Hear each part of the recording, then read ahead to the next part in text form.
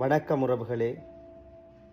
கனடாவின் ஒன்டாரியோவில் மே 20 ஞாயிற்றுக்கிழமை அதிகாலை நடந்த ஒரு துன்பியல் நிகழ்வு பற்றித்தான் இந்த பதிவுகளால் பார்க்க போகிறோம். இந்த நிகழ்வுக்கு பிறகு எல்லோருக்கும் ஒரு விழிப்புணர்வு வரும். இதை பகிர்வதன் மூலம் மற்றாக்களுக்கும் ஒரு விழிப்புணர்வு வரும் என்று நம்புகிறோம். என்ன சம்பவம் என்று பார்த்தா,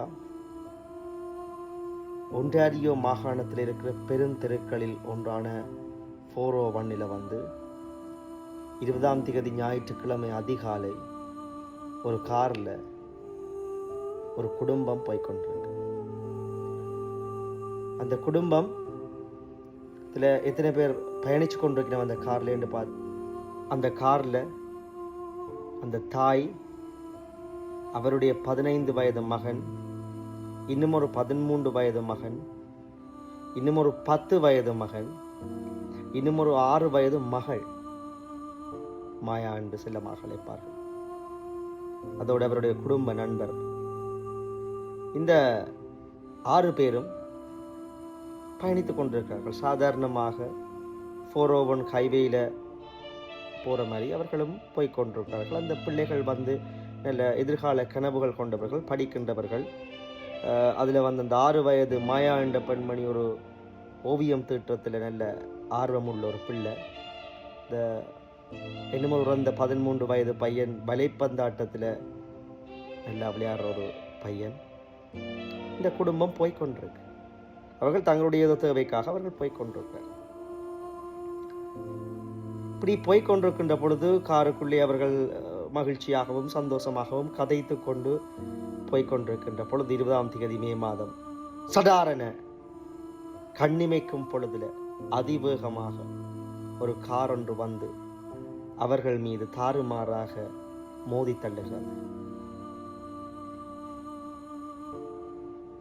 எதிர்கால கனவுகளை நோக்கி போனவர்கள் எட்டோபிகோக் பகுதியினுடைய வெளியேறுகின்ற பகுதியை அண்மிக்கின்ற பொழுது எதிர்பாராத விதமாக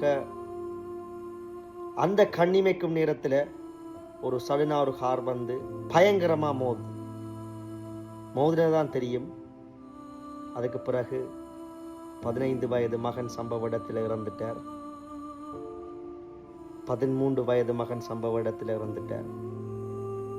தாய், அந்த அடுத்த 10 வயது மகன், மகள் 6 வயது மகள் மாயா படுகாயமடைந்து, மற்ற குடும்ப நண்பரும் படுகாயமடைந்து வைத்தியசாலைகளில் அனுமதிக்கப்படுகின்ற போது அங்கே 6 வயது மகள் அவளும் உயிரிழந்து விட்டார்.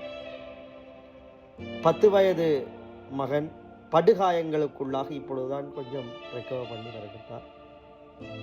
தாய் கழுத்து எலும்புகள் உடைந்து, இடுப்பெலும்பு உடைந்து, தலையிலே பயங்கர காயோடு படுகாயத்தோடு இருக்கின்றார். குடும்ப நண்பரும் அதே இடம். இப்போ மகிழ்ச்சியா போய்கொண்டிருந்த இந்த குடும்பத்துக்கு எமனாக எது வந்தது, என்ன நடந்தது அந்த கண்ணிமைக்கு நேரத்தில் என்று பார்த்தால், 19 வயது மதிக்கத்தக்க ஒரு இளைஞன் மிக வேகமாக அந்த காரை ஓட்டி வந்து இவர்கள் மீது இடித்திருக்கிறான். ஏன் இடித்திருக்கிறான் என்று பார்த்தால், அவன் மிகுந்த குடிபோதையிலே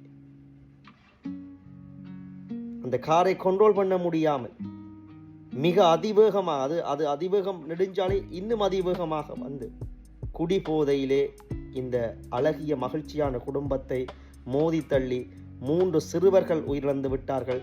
ஒரு சிறுவன் படுகாயமடைந்து மீண்டு வருகிறான்.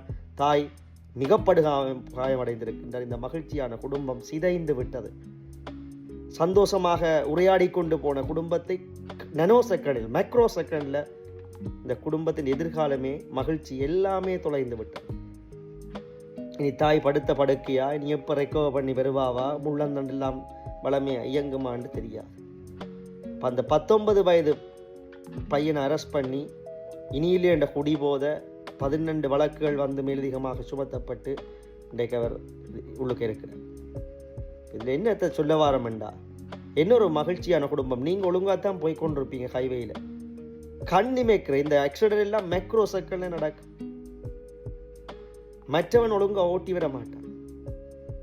கொண்டு இடிச்சிட்டு நீங்கள் கட்டமைத்த எந்த குடும்பத்துக்காக வாழ்ந்து வருகிறீர்களோ, ஓடோடி உழைக்கிறீர்களோ, ஹைவேயில் வந்து விழுந்தடிச்சு ஓடுகிறீர்களோ, அதிகாலையில் வேலை கண்டு ஓடுறீங்க, உங்களோட குடும்பத்தை பார்க்கறதுக்கு திருப்பி ஓடி வாரீங்கள், அடுத்த வேலைக்கு ஓடுறீங்க, உங்களோட குடும்பம் உங்களோட குட்டி, உங்களோட வீடு, உங்களோட இதுக்கண்டு வாரீங்கள். ஆனால் அது கண்ணிமைக்கும் பொழுதுல யாரோ ஒருவன் எமனாக வந்து அழித்து விட்டு போயிடுவான்.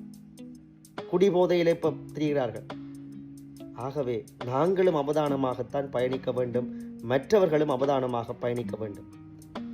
அப்போ இந்த சம்பவத்தை இப்பொழுது பலர் சொல்லுகிறார்கள், விழிப்புணர்வுக்காக பகிருங்கள், இப்படி செய்யக்கூடாது. குடிபோதையில் போய் இந்த அழகிய குடும்பத்தை சிதைத்து விட்டது வந்து எல்லா இடத்துக்கும் பரவ வேண்டும். அதால் விழிப்புணர்வு அடைவார்கள், குடிபோதையில் ஓட்டக்கூடாது. ஒரு சின்ன விஷயம், அவன் தப்பிட்டான், அவனுக்கு மேலே கேஸ் போட்டு கிடக்கு, இடிச்சவனுக்கு மேலே அவன் அதிவேகமாக இடித்து அவன் தப்பிட்டான். ஆனால் இந்த 3 பிள்ளைகளும் செத்து போச்சு, குடும்பம் சிதைஞ்சிடுது, தாய்க்கு மீள முடியாத இழப்பு நீ சாகும் வரைக்கும். இந்த சகோதரன் பிழைத்த சகோதரனுக்கு நீ இழப்பு. விளையாடும் ஒன்றாக விளையாடி திரிந்த அந்த தன்னுடைய சகோதரங்களை காணல கண்ணிமைக்கும் பொழுது. ஆகவே உறவுகளே, நாங்களும் அவதானமாக பிரயாணிக்க வேண்டும். மற்றவர்கள் வந்து இடித்து மற்றவர்களையும் அவதானமாக நாங்கள் பிரயாணிக்க வைக்க வேண்டும், தூண்ட வேண்டும். தயவு செய்து நண்பர்களே, உறவுகளே, குடிபோதையில் நீங்கள் வாகனம் ஓட்ட வேண்டாம். நீங்கள் போய் இடிபட்டு செத்தலும் பரவாயில்லை, இப்படி அழகின குடும்பங்களையும் சாவடிச்சு போடுவீங்க, அவருடைய கனவுகளை சிதைத்து விடுவீர்கள். தயவு செய்து மது போதையில் வாகனம் ஓட்டுவதை நீங்கள் ஊக்குவிக்கக்கூடாது, ஓட்டாதைங்க. தெரிஞ்ச நண்பர்களுக்கு பகிருங்க, மற்றவருக்கு விழிப்புணர்வு ஊட்ட வேண்டும்னா இந்த பதிவை பகிருங்க தயவு செய்து. மீண்டும் ஒரு நல்ல பதிவுகளால் சந்திப்போம். நன்றி, வணக்கம்.